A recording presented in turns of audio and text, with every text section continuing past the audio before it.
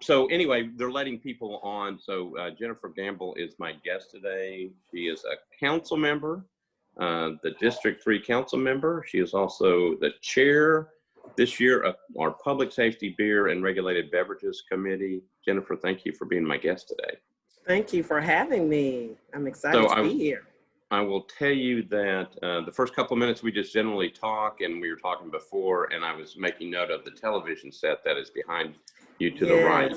I usually find something interesting in your house, and the way it's positioned, it looks like it's going to fall down, but I assume it's pretty stable up there. It's on the angle arm, and it's angled away from the wall, so it's not flat on the wall. So that's why it looks like it's going to fall over, but it's up there pretty tight. Well, anyway, we're glad you're here. And have you had a good week? I have. It's been a very busy week, but productive. And we talked a little bit while we were waiting to get started that the council met for the first time this week together since March. And how do you think that went? I think it went very well. I was very impressed and pleased at the setup at the Music City Center. Kudos to them for allowing us to be there and just paying special attention to the setup to make sure we were spread out adequately. Even with the public setup, the chairs were spread out 6 feet apart. There was plenty of room to walk around. And then, of course, the IT worked. And hey, we know we're doing well when the technology works. So we didn't have really any glitches that I'm aware of. If there were some, you know, we didn't know. We kept going without a beat. But I think it was really set up well. I felt safe. Everyone had on masks. So I was excited to get back in person after, 7-8 months. In fact, it was almost like the first day of school. So I wore heels, and I was a little bit worried about wearing heels because I haven't worn any now for about 6 or 7 months. And I was also walking around in the Music City Center. But fortunately, we had a short night compared to our meeting lengths over the last few months. So my feet were fine. So it was a good night. I was just pleased that, well, it was nice to see everybody. And we had some people out, and as was reported, some people had been exposed to the virus, so they didn't come, which was what they were supposed to do. Right. They were not supposed to come. Mm-hmm. And but everybody, it was nice to see everybody back. And there was a lot of work put in by the Music City Center folks, by our IT department, by the clerk's office, Metro Nashville, by our own council staff to pull that off. Kudos to Charles Starks and his folks at the Music City Center. If people didn't see it, everybody had their own table with their own power strip. We moved microphones away from everybody so that not everybody had a microphone. That kept everybody from either passing them around or whatever. Right. We had them in different places, and we had plenty of wipes to clean off everything. We had a public hearing, so we had people in the back, and the microphones were clean there. So it all worked out really, really well. And as you said, the meeting lasted until about 10 o'clock, which was early for us. I went home and actually got some sleep for a change. So exactly.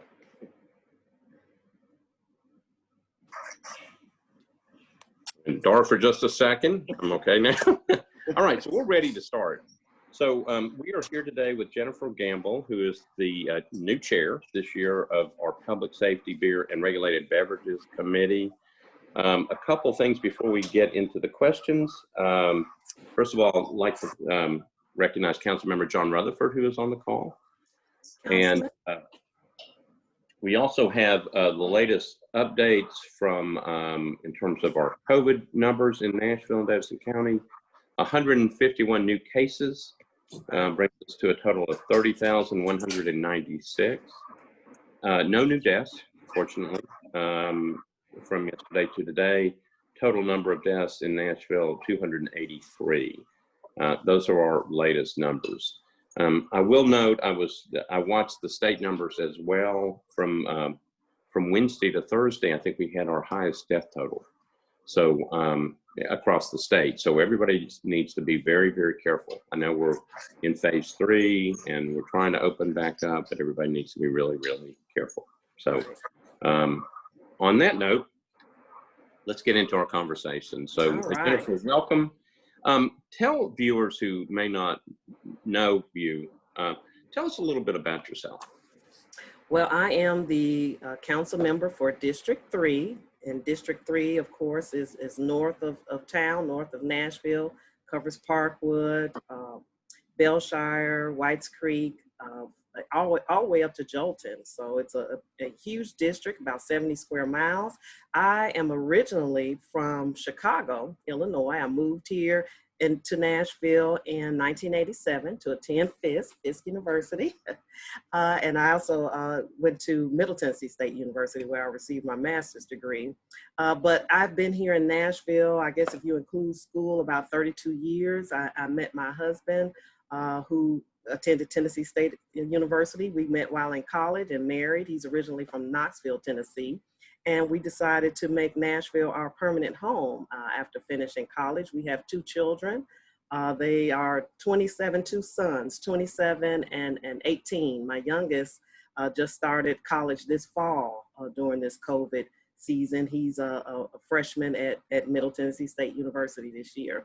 So I am a marketing consultant by trade. That is what I do. I've been doing that now. I have my own business, been doing that for about 8 years. Prior to that, I worked in public relations and communications for about 25 years. I worked with the Tennessee Higher Education Commission, worked with the Tennessee Bankers Association, and so pretty much been doing public relations for the bulk of my career. I decided to run for office, and let me say, I've been involved in my community since I moved in my home, which is in the Belshire area in the district. Since I moved here. So about 27 years, I've served as the Neighborhood Association president. I served on the Metro Beautification Commission under 2 previous council members, under Councilman Walter Hunt and also Councilwoman Brenda Haywood. So I had been involved in community and public service over the years, but like I said, about 27 years. So when Councilwoman Haywood decided not to run again, I thought, well, you know, maybe this is an opportunity for me to get out and do more in the community, more to improve the quality of life in our community. Of course, being a beautification commissioner, beautification, cleaning, public health is important to me. So I wanted to do more in that area. Also have been involved with the Madison Police Precinct for many years. They represent most of District 3. We have 2 precincts that serve us, the North Precinct and the Madison Precinct. But the Madison Precinct specifically serves my area. So I had a relationship with Sergeant Henry Particelli over there at the Madison Precinct, who is the community liaison. He attends community meetings, and we had talked about, in fact, years ago when we had the Nashville Night Out events where the community would come together with the public safety, police and fire departments. I had coordinated several of those Nashville Night Out events that started under Mayor Purcell and continued on. Unfortunately, we've had to downsize them over the years. Back in the day, we would close off the street and have a big block party, and the fire trucks would come out so that the kids can view the trucks and see what they look like on the inside. Same thing with the police cars. So it was a great community event. Always been involved in community engagement and awareness. So when the opportunity came to run for office last year, I decided to do that. I have several goals, but one that I would like to do as the council member for the district is to make sure that the community is more engaged and aware of what's going on in our government process, and then also just helping improve the quality of life through education, through health initiatives, safety, and so on. So it's been a busy first year. Never in a million years did I imagine that I would come into the council in the year of a pandemic and a tornado at the same time. So it's been a challenging year, but I'm just excited and continue to roll up my sleeve for the work ahead. So let me ask you this. I don't know if I've asked anybody this. So as a you know, as a new member of the council, which means you've now been on just over a year, is it everything and more that you ever asked for?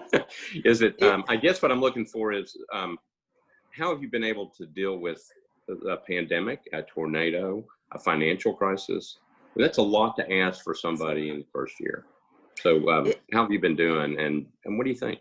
Well, I feel like because I had some knowledge coming in about how government works and the process, it hasn't been that difficult. You know, I can't imagine that if I had not been involved in public service and in the governmental process as a beautification commissioner and neighborhood president before now, you know, just trying to learn it all and apply it at the same time is very difficult. So having some knowledge was very helpful. However, you know, the challenges that we face where we can't meet in person and trying to adjust to that. I've been doing virtual meetings now since June, and they have actually gone very well. I think that may be something that I'll continue after the pandemic, where I may have in-person meetings periodically, but more regular virtual meetings, because it really gives an opportunity for individuals who may not have been able to come out to the in-person meeting are now participating. I mean, I've been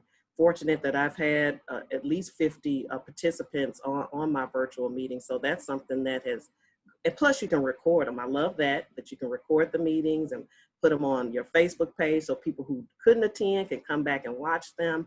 So, you know, there are some pluses, positives that have come out of this that we'll be able to incorporate in our work and in our efforts to keep the community engaged. So that's been a good thing. Good. So tell me, obviously I asked you to be chair this year of public safety, and you agreed. So thank you. So tell me, so it's a lot of responsibility. Yes. It's a big committee. It was very engaged last year, and you weren't on it last year. You were, but I asked you to move over to run it. What do you see as your basically as your role as chairing public safety this year, and specifically what goals do you have for the committee this year? Well, of course, the Public Safety Beer Regulated Beverages Committee reviews and makes recommendations to the Metro Council on legislative issues or matters related to public safety and beer and beverages. So my goal is to, particularly now where we have quite a few public safety issues, whether it's the mask mandate, the hiring of a new chief of police, prioritizing funding so that to support our community policing initiatives, or even, you know, the change that we have now with the Davidson County Sheriff's Department taking over our Metro Davidson County Detention Center. I just want to make sure that our committee has a good pulse and an understanding of those issues, that the community has a good understanding and is informed about what's going on as it relates to those issues, and has a voice in the direction that our city goes or takes in addressing those issues. So that is my goal. You know, being a public relations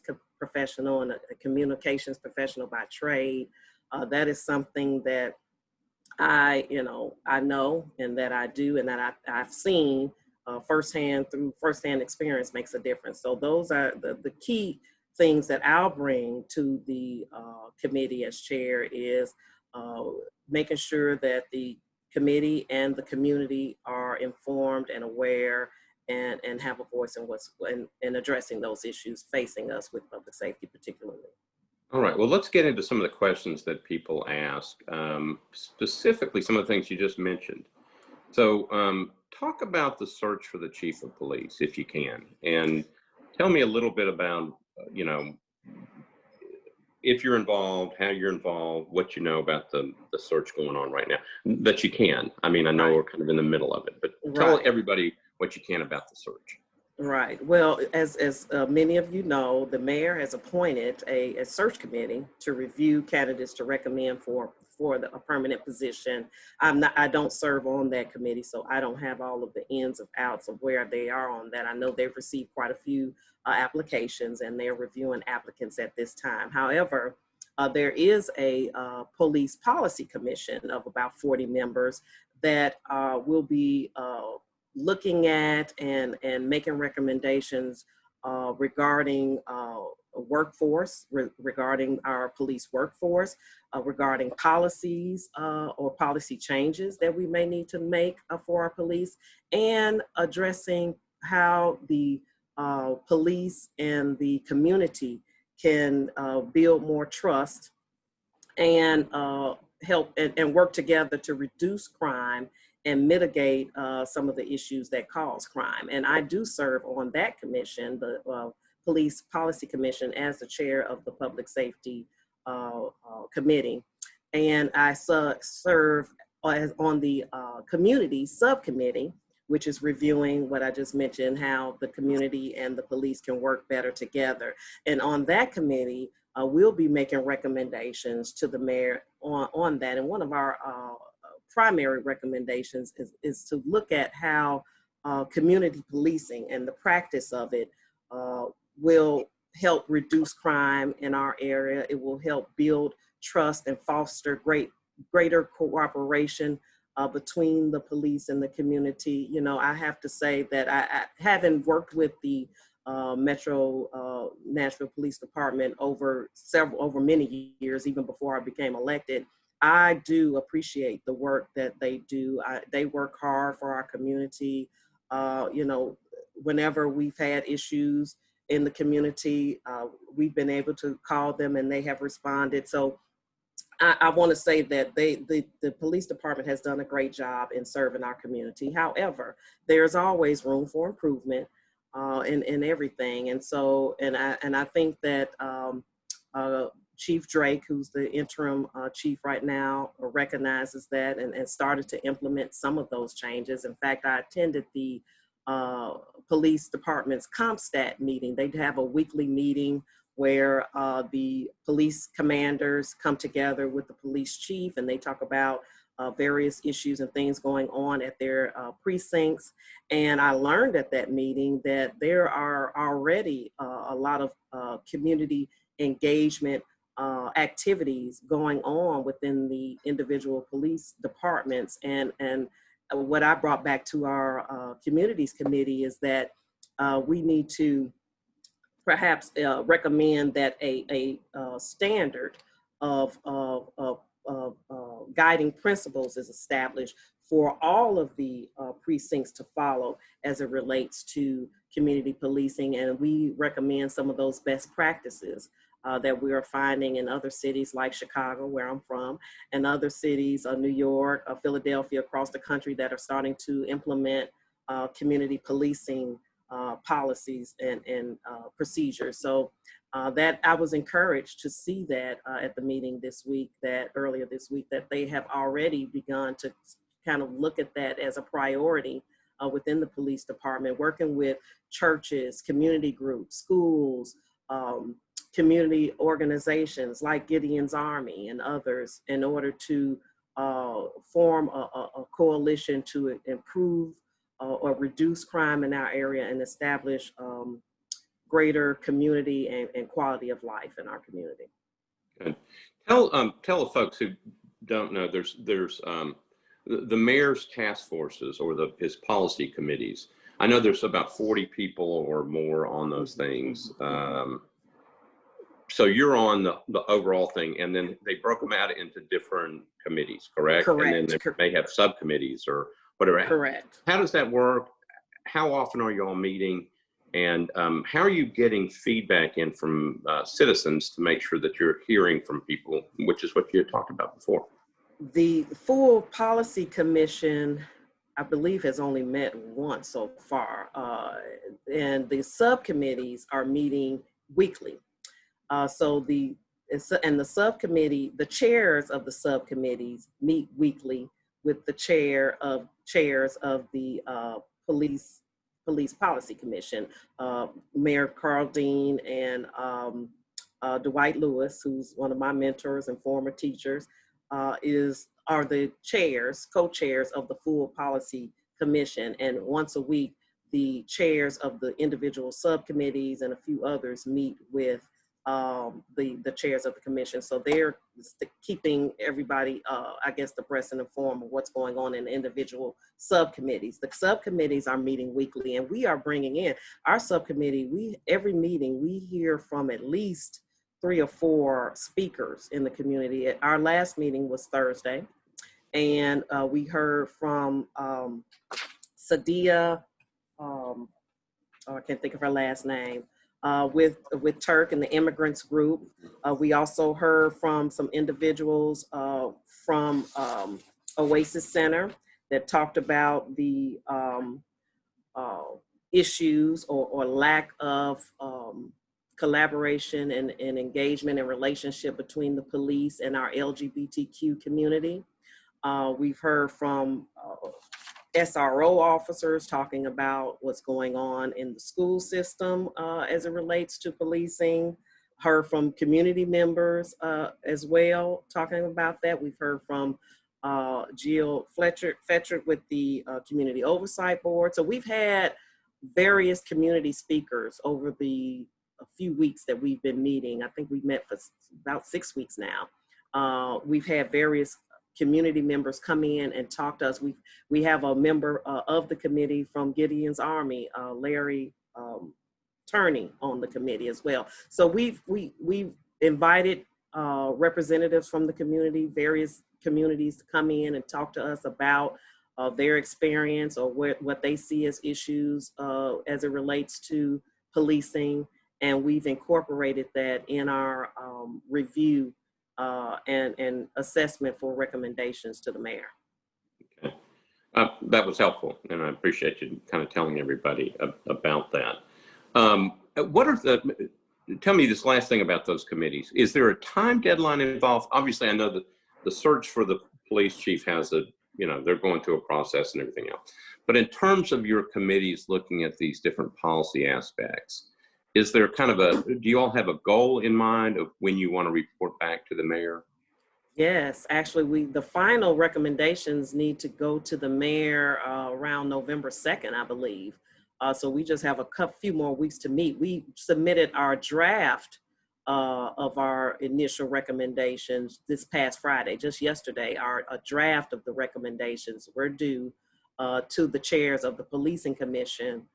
So all of the subcommittees had to submit their draft of recommendations by yesterday, October 9th, to the police commission chairs for review. And I'm sure when those police commission chairs get together next week, they'll look at those drafts, make any comments, and then we'll get back to the drawing board to finalize them.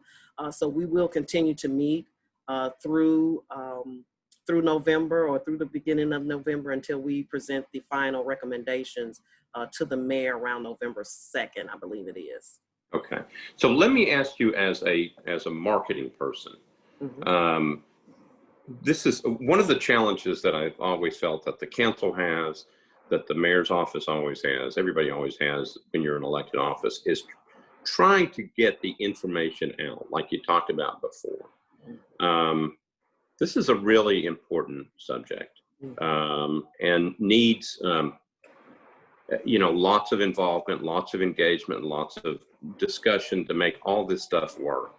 And you've got a number of the right organizations coming in, but there's so many people that may not have a connection to these organizations that we really do want to hear from and make sure they kind of understand what's going on.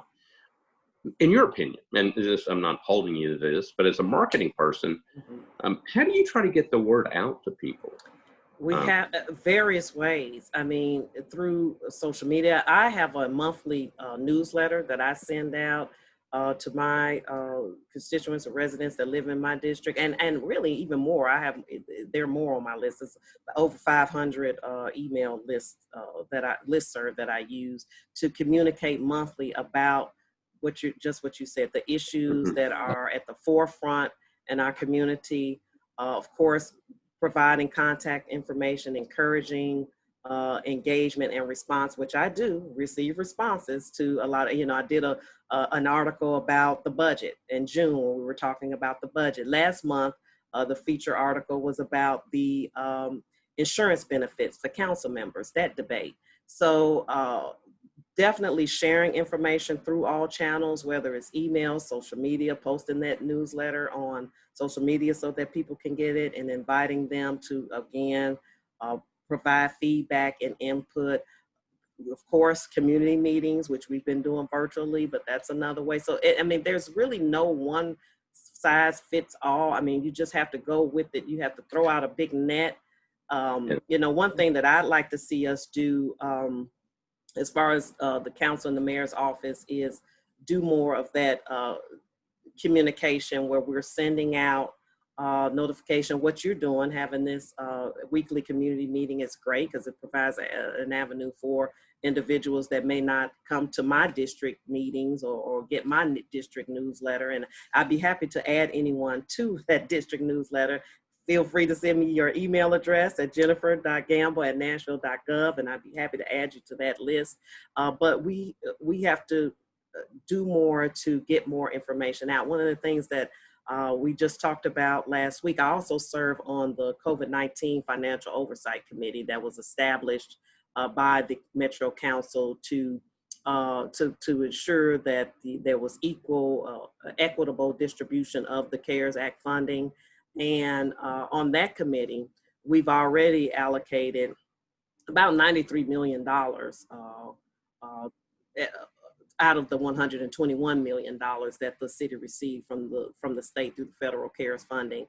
And some of that money, 10 million of it, is available for individuals to get rent relief, mortgage relief, help with utility bills, and we also have 2.5 million for food relief and small business relief of $5.7 million. But the problem is that we've continued to express is that people don't know about these resources. Most of the individuals that are needing this support and help during this time have never needed assistance before. So they don't know about going to MAC or where to go, what social service agency to go to get support. And not only that, may be embarrassed about it, because they've never needed this type of assistance before, but as a result of COVID-19 and the shutdown and job loss, now they find themselves where they need this assistance, and we have it available, but we're not doing a good job getting the information out so that people know where to go. So one thing that I would like to see is that we set up a hub, whether it's through the Metro Council or through the mayor's office, that has all of the information. Where do you go for the individual support? Now, United Way is administering our rent relief support, but they are working with community partners, churches, organizations to distribute that support. They have all of that information on their website, but what I'd like to see is that we have a place, a web page, and even a fact sheet that we can share with groups, Urban League and other groups. We can share it with the council members so that the council members can share it with their constituent groups. A fact sheet that shows who do you need to call? Where do you need to go for this, for rent relief? Where do you need to go for food relief? Where do you need to go for small business relief? So that the individual partners, whether it's United Way, Pathway Lending, or Second Harvest Food Bank, aren't promoting or marketing what they're doing individually, which they are doing a good job of doing that, and we need them to do that. But we also need a centralized location where someone could call 211 and find out, or 311, and just ask the question and find out where they need to go. And I think that will help in getting more of that relief and support out to the individuals that need it. No, I think that's a really good idea. Excuse me. It's we had talked about, and I'm still working on trying to get the election commission to do sort of the same thing. I know I saw on one of the news stations this morning that they have a place you can go to see exactly, early voting, how do you do, absentee voting, all that stuff. And I want to make sure that gets out. Yes. I love this idea. It's a good idea, particularly in terms of, you're right, there are a number of individuals, a number of entities that have never had to go through anything quite like this before.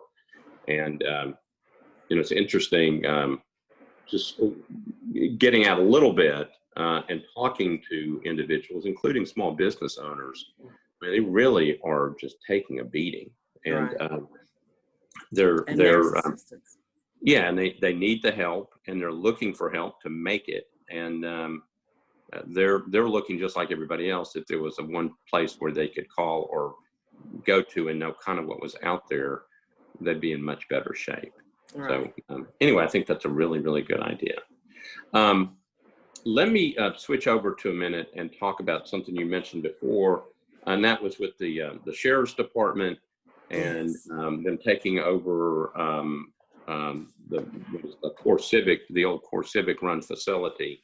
The Sheriff's Office is now taking it over. Can you tell folks what you know about how that has gone, and then the cost involved? I think we still may not know exactly, but the cost to take it over, and then what kind of the future holds in terms of that. Right. So just to recap, for those who may not know, for many years, Core Civic managed our Metro Detention Center, and they are a private company that was contracted to manage that company. Just last month in September, our contract with Core Civic ended.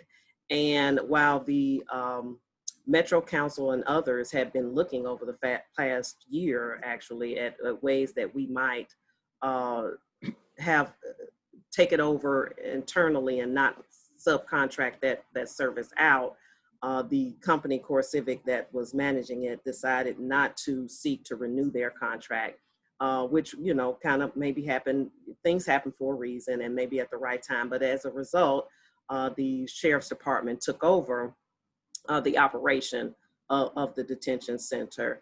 Right now, and it's always been the case that the state reimburses Metro for housing the inmates that are in the detention center. Most of those inmates are there from a 1 to 6 year time period before moving over to any state or federal prison. So the state does reimburse Metro for those costs. So we don't anticipate an increase in the operating costs for housing the inmates. However, there will most likely and will be a startup cost for taking over the operation, and whether that's for staff, training, equipment, things that will be needed to take over the site. Now, I have not gotten an update as far as they just took it over October 1. From what I understand, the cost for taking it over, the startup cost may be anywhere from $2 to $4 million. I think when we were talking about this back in June or May during the budget discussions, there was a $4 million number that was projected that it would cost in order to take over, the startup cost to take over. So I'm not sure at this point. I don't know what that exact number is. I'm sure we'll be working with the Sheriff's Office and other departments to find out exactly what that cost is and to find out where we're going to get the money from, because we will need to pay for that. But from what I understand, it's been a smooth transition so far. There were quite a few officers that were sworn in. From what I understand, some of the new officers that will be helping manage the facility are some of the former Core Civic staff. So that may help with the continuity of what we're doing over there, since they were kind of already working in those roles before. So I don't have a lot of information about what's going on with that, but the transition has happened. So far, it's going smoothly. We will need to find out how we're going to pay for this startup cost. But in the long run, I think it may be better for our city and everyone involved. Okay. So I think that the remaining question, they're probably, understand that transition has gone smoothly, which is a credit to the sheriff and his and staff. Definitely. And I've heard different numbers just like you in terms of whether it's 2 million or 4 million for terms of startup. And then I think the remaining question, which you kind of mentioned, is the state reimburses based upon how many people are in the facility, I think. So Right. it's a per day cost. It's a per day, yes. So the question is, how much did it cost for Civic to run it as compared to how much is it going to cost us to run it? Right. And then if it cost us a little bit more or whatever, then we got to figure out if the state will reimburse us. If not, then we've got to figure out how to fill those gaps in. But that's to be seen, and we're just glad that it's been a smooth transition so far. Right.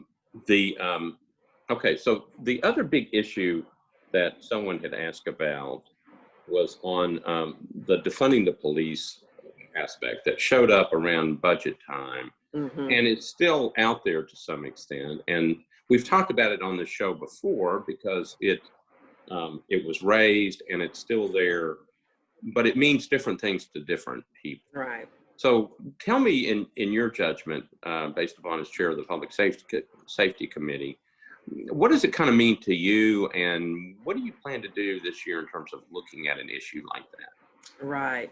I don't really use the term defunding the police because that, of course, we need the police. The police are here to protect and serve us.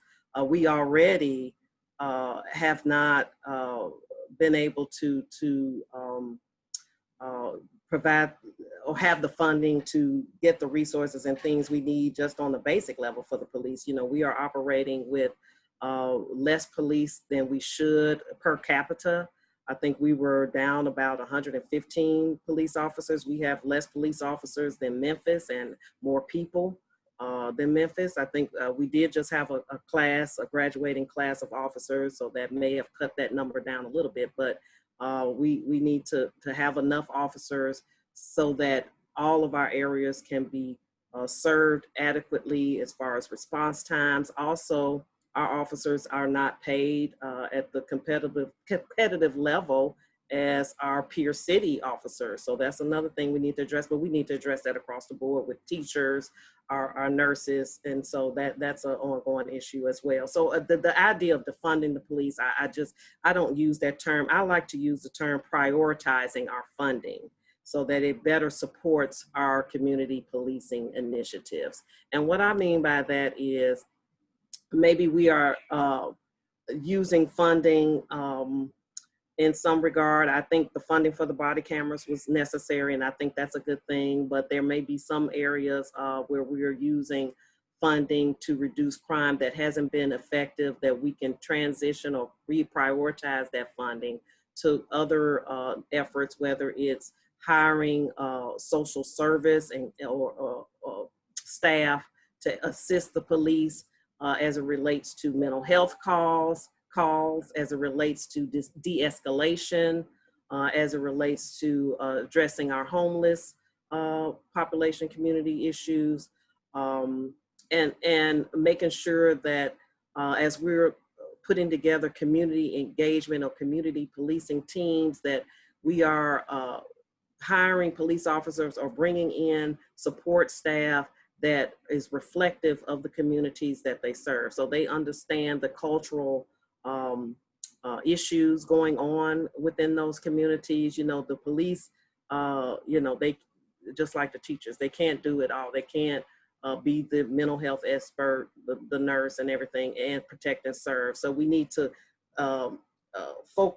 have them focus more on that aspect, but then bring in partners, community partners, social service partners to handle those other issues that maybe haven't been so successful in the practices that we've been using in the past. So like I said, I like to use the term prioritizing our funding for community policing efforts as opposed to defunding the police. And I think everybody will agree, particularly if you need help, that you want to have the police available when you need them. It was interesting during our meeting, our community subcommittee meeting last week.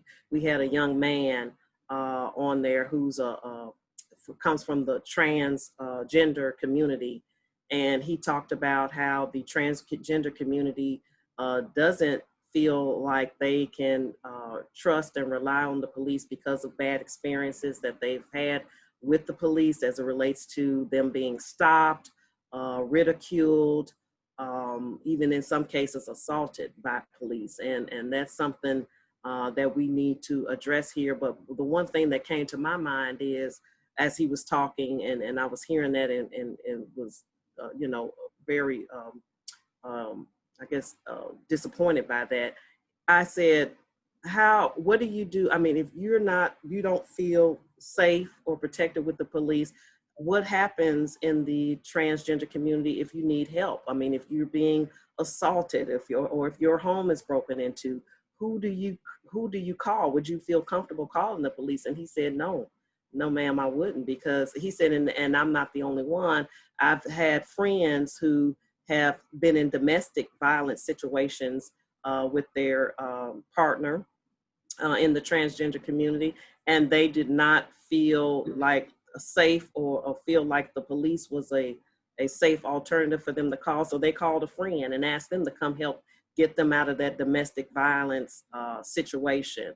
And so, that has to change. We have to create an environment where individuals from marginalized communities don't feel afraid to call the police for help because of other experiences that they've had with the police. So that's just one example of ways that we can do a better job of making sure that we have people working with the police department to address those cultural and social issues that they may not be, trained and equipped to deal with.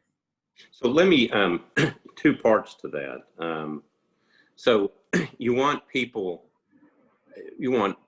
all the people of Nashville to feel comfortable. That's if right. They need the police to call them. And we've heard at council meetings, and you just gave the story of people who are reluctant to call the police for past histories or perceptions or whatever it is. That can't be allowed to happen. You've got to feel like the police and the community are there together. That's right. That people can feel safe about calling the police, that they should call the police. So we have to work on that. Mm-hmm. And again, take your example of the individual who's of the transgender community. How do we, and you may not necessarily have, the correct answer or whatever, but how do we bring about, it's like merging those two communities, so the transgender community and the police community, so that people, we represent everybody mm-hmm. in the city. That's right. And so do the police. And so how do you make everybody feel more comfortable? And what I would say is somehow you got to figure ways to bring them together. But right. What do you think? Exactly what you said. That's the key, building relationships. And that's one thing, one example that we learned of that the West Precinct is doing. They have a community engagement team of 6 officers and 1 sergeant that is totally assigned and dedicated to one community. One of the communities that they're assigned to is the 40th and Clifton. And they've been doing this program for 3 years now. And what that means is that those 6 officers work, they are assigned over 24 hours. So you have, 2 officers working each shift, but they are assigned every day to that same community. So as a result, they are able to build relationships with the residents in that community, with the churches, with the organizations. Everybody knows them. They have the community has a direct line to those officers, so that if something happens, they can contact those officers that they know, that they have built a relationship with, and those officers know them, so that when they come to address those issues, they've been able to de-escalate a lot of things. They've been able to work with Gideon's Army in that area because they have a strong presence in that community. So it's all about relationship building. I mean, it's like you are more apt to talk, communicate, and come to a resolve with individuals that you know, as opposed to those that you don't. And so it's a matter of getting to know the community and establishing relationships with those communities. That's what I see as the key in making it so that everyone feels comfortable with the police, and that the police feels comfortable with everyone else.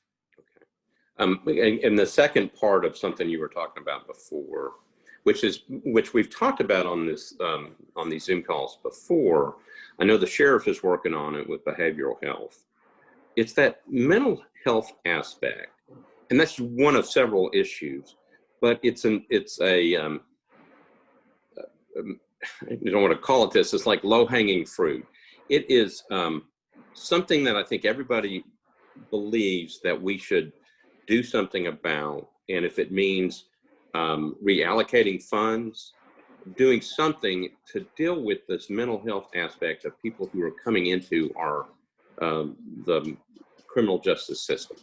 So I guess my question is, and here's another one you may not be able to answer right off the top, but if basically people look at this and go, we need to do something here. We need to reallocate resources, whether it's new resources or whether it's police resources or something, so that we actually deal with it instead of just talking about it. We actually deal with it. Right. How do we deal with that from, how do we make that happen? So obviously you've been on the council for 1 year, but we've got, we've been there 1 year. We've got, we'll talk a little bit in just a minute about the budget situation, but how do we go about making that actually happen? How could you see us actually doing that? Again, I don't think it's a one size fits all. And I think that some of those answers will come out of this policing policy, this policy commission subcommittee, out of the workforce subcommittee, out of the community subcommittee. I think the work that we're doing on that commission will be instrumental and vital to answering those questions. How do we do a better job with prioritizing our funding, or putting new funding towards initiatives that will solve those problems? I think, I can't really elaborate right now, because there's a lot of things that we need to do. It's not just one, but I think what's going to come out of this policing commission, or policing policy commission, will be very in-depth, and because I know our committee, and I'm sure the other committees we're reading a lot of scholarly articles. We're researching what other cities are doing. We're bringing in experts. Actually, we had an expert who helped implement community policing policy in Chicago. We met with him virtually, and he talked to us about some things that they did to implement the programs and funding. Of course, he's suggesting new funding is necessary. So as we look at the budget for next year and forward, we're going to have to be creative in finding funding, whether it's establishing a charitable arm, a foundation where we can get grants, which we do now. We get grants and other federal funding for our public safety initiatives, but we need to do more of that. We need to partner with private organizations and foundations. So it's going to require more money. It's going to require redirecting money. It's going to require more resources. But I think what will come out of this, out of the recommendations from the policing commission, will help move us in the right direction towards that. Yeah. One of the things that one of the nice things about these discussions is that gives us a chance to talk, gives me a chance to just talk to other council members who have been on the show. One of the hard parts about this year with the pandemic is that usually after the first year of a council term, we have a retreat. We don't go any place real exotic. We we go to some big conference room someplace like the public library, and we sit there for a couple of hours and we talk about the year. We talk about, the good stuff, the stuff we haven't done very well. And then we try to focus on what we want to achieve. And we haven't been able to do that this year because we hadn't seen each other in 7 months, until the other night. At some point, we'll try to do that. But this seems to be one that people are talking about that we can do. And so we just have to figure out a way to make that happen. But I think that's a great idea. We'll keep working on that. Okay, so we've got about 10 minutes left. 2 questions. We got a question about a beer permit, which is part of your committee. And they wanted to know, how do you apply for a license? And I know we don't talk a lot. I mean, it's public safety, and we know what the priorities are. We always talk about the police and so forth with public safety.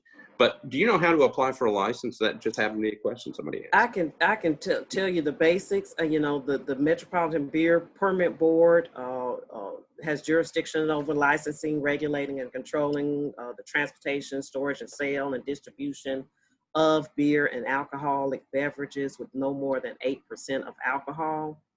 And the beer board consists of 7 members appointed by the mayor, and they meet regularly and approve applications for beer permits. If someone is interested in getting a beer permit, they must complete an application, pay an application beer permit fee, which I believe is $250. They must show evidence that they lease or own the property where they intend to sell the beer. They'll have to have a health and fire inspection on that property. And they'll have to go before a hearing before the beer board and produce all the evidence for all of that that they're required to have. But from what I understand, it is I've never applied for a beer permit myself, but it is it's not a simple process, but it is outlined very succinctly. It's a process that they've been doing for years. And if you want to have more information on how to apply, you can just go to the beer board at nashville.gov on their website, beerboard@nashville.gov, and they have all of the information and the application for someone that may want to apply for a beer permit. I will say that one of the duties of the Metro Council and the Public Safety and Beer and Regulated Beverages Committee is to review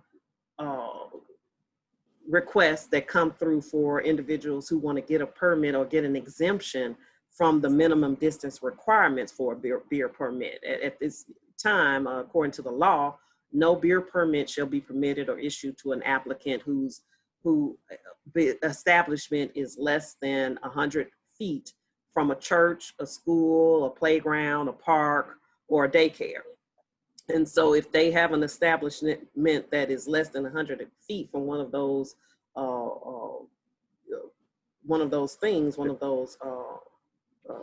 entities, then they will need to apply for an exemption to that minimum distance requirement.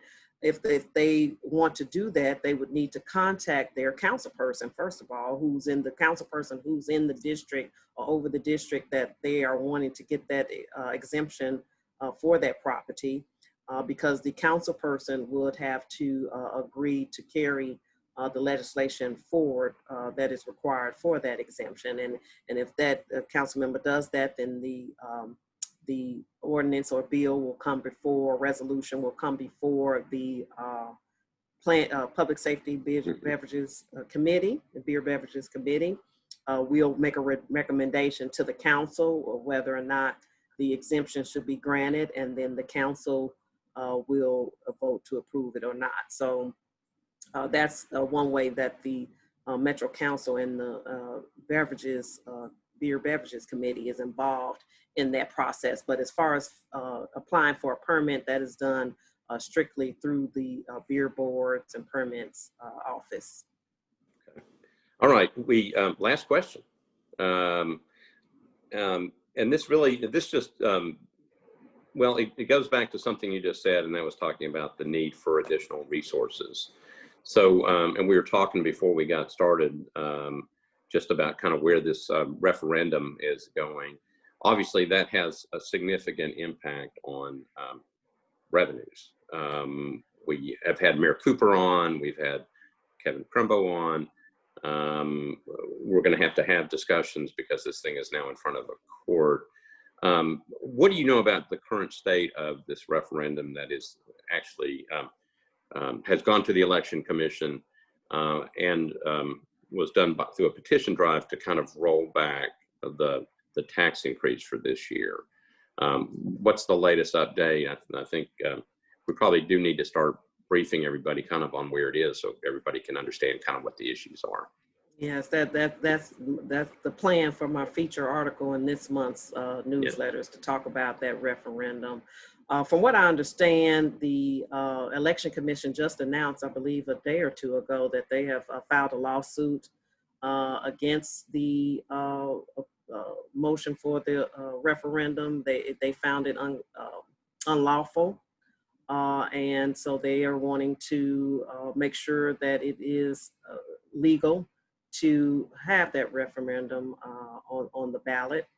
In my opinion, I think rolling back the property tax at this point would be devastating for our city, particularly at this time when we're in a health crisis. It will negatively impact our public health system, our public safety system, our education system, everything. I wasn't happy that we had to increase the tax 34%, but I saw it as a necessity. I mean, if we can say woulda, coulda, shoulda. If we had done some things in previous terms that may have changed that outcome where we wouldn't have to raise it so much, that would have been good, but that wasn't the case. So at this point, we were in a position where we were either going to have to raise the tax or cut our services, and which, in my opinion, we are already at the bare minimum of services for a city of our size and population. We, over the last 15, 20 years, our population has, doubled maybe, with 100 people moving here per day, but we have not increased our resources, staff, in order to address those things that come with all of that extra, all those extra people. Our infrastructure is falling apart. We need to address transportation, better transportation, our roads, and just having more options there. Of course, our education system. So we have a lot of needs, and in order to continue to thrive as a productive city for all of our citizens, we're going to have to all give a little bit more. All of us, council members pay taxes too. My taxes will go up as well. So I think that it would be a detriment to our city if this referendum were to pass.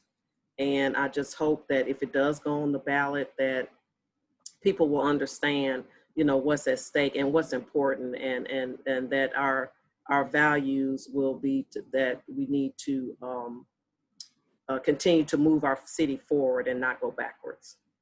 Well, and I appreciate you answering to that. I think it's one of those things that we have to keep talking about. It's like what you've been talking about through most of this discussion.